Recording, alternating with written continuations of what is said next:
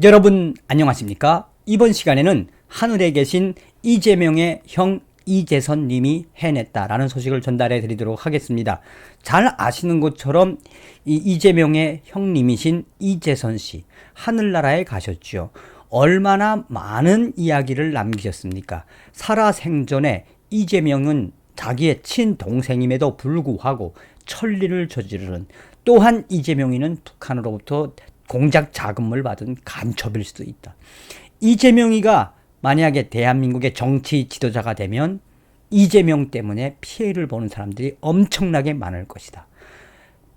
본인의 동생이지만 한마디로 이재명의 저격수 역할을 자처했던 그의 형 이재선님, 하늘나라에 가셨죠. 그런데 이번에 대장동 게이트, 이재명이 설계를 했다라고 스스로 이야기를 했고, 또 화천대유와 성남의 뜰, 성남개발공사, 나아가서는 법조인들과 수많은 게이트들이 얽히고 설킨 이 사건의 첫 번째 본질을 바로 이재명의 형 이재선 씨가, 이재선 님이 그 전에 터뜨렸다라고 전하고 있습니다. 대장동 이상한 발상 첫 위협 제기자는 이재명 친형이었다. 경기도 성남시 대장동 땅 29만 평 개발을 둘러싼 위협이 대장동 게이트로 커지고 있다.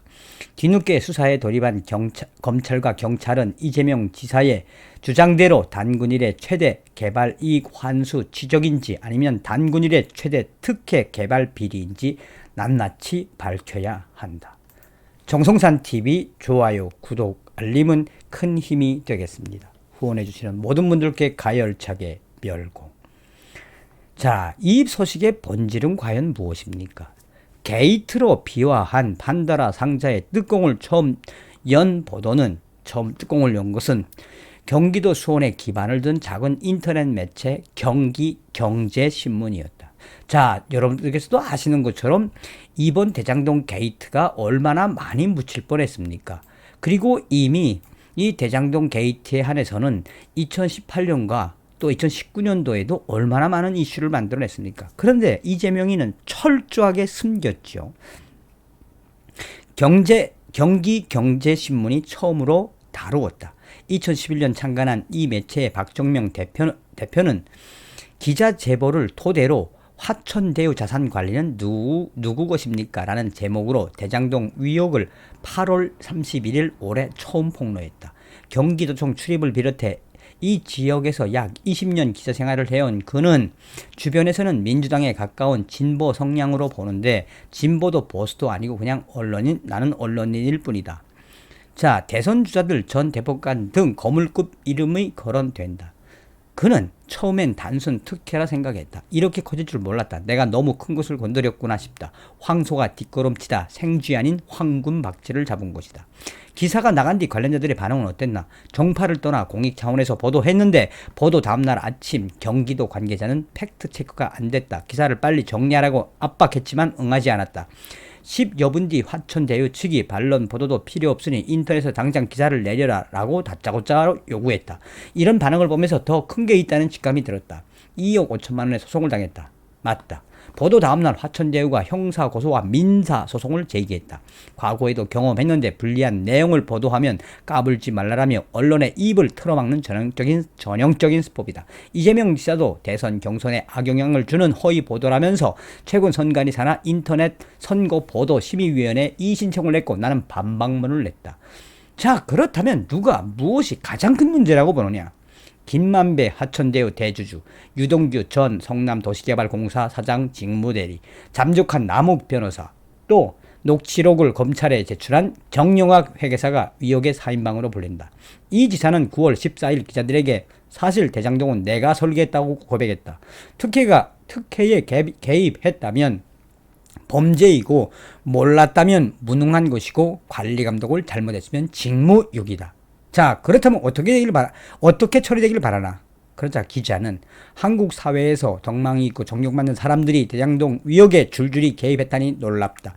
철저한 수사로 위협을 밝히고 비리를 뿌리 뽑아 공정과 정의가 살아있는 대한민국으로 거듭나야 한다. 그래야 부동산값 폭등으로 좌절하고 분노하는 젊은이들이 꿈과 희망을 되찾을 수 있다.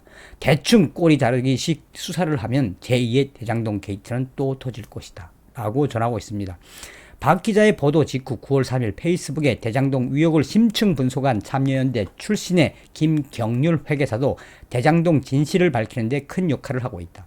친한 변호사가 보내준 자료를 분석해 화천대유의 관계사인 천화동인 1호에서 7호의 실체를 폭로한 그는 언론 인터뷰에서 8월에 이낙연 민주당 대선 후보 지지자들을 중심으로 대장동 특혜 의혹 소문이 퍼지고 있다. 그런데 성남 구시가지 상권 활성화를 위한 시민운동을 해온 김사랑 모두가 리더 대표는 색다른 주장을 했다. 김사랑 대표는 대장동 관련 문제를 처음 제기한 것은 이재명 지사와 갈등을 계속해서 가지고 온 이재명의 친형인 이재선 회계사라고 증언을 했다. 이재명 지사의 친형인 이재선 회계사는 이 지사가 2012년 성남시장 시절 대장동 개발로 이익을 내면 약 10km 떨어진 성남시 수종구 신흥동 옛 제1공단 부지 약 3만 평을 매입하는 결합 개발 방식으로 시민을 공헌화하겠다고 발표하자 이재명의 친형인 이재선 회계사는 7,000평 공원 기부 체납 등 개발 계획이 이미 세워진 사유지를 세금으로 매입해 공원을 만들겠다는 이상한 발상이라며 이재명이는 계속해서도 앞으로도 이러한 기부 체납 형식의 개발을 통해 특혜를 얻을 것이다라고 당시에 2012년도에 강조했다라고 전하고 있습니다. 이재명 경기도지사의 친형인 이재선 씨는 2013년과 14년에 또 15년에 이어서 이재명 관련된 여러 가지 상황들을 폭로를 했는데 그것이 바로 오늘날 터진 대장동 사태의 본질이다. 이재선 회계사가 2017년 11월 사망을 했는데 그 당시에 그 전부터도 이재명이는 친형을 정신병자 취급당하며 답답해했고 2016년 도움을 요청했는데 의혹을 풀지 못한 채 목숨을 잃었다.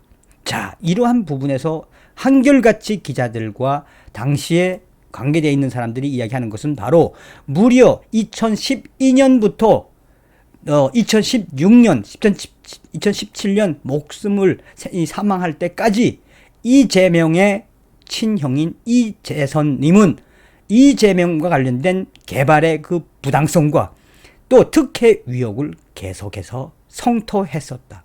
그러니 이 소식의 본질은 과연 무엇이겠습니까?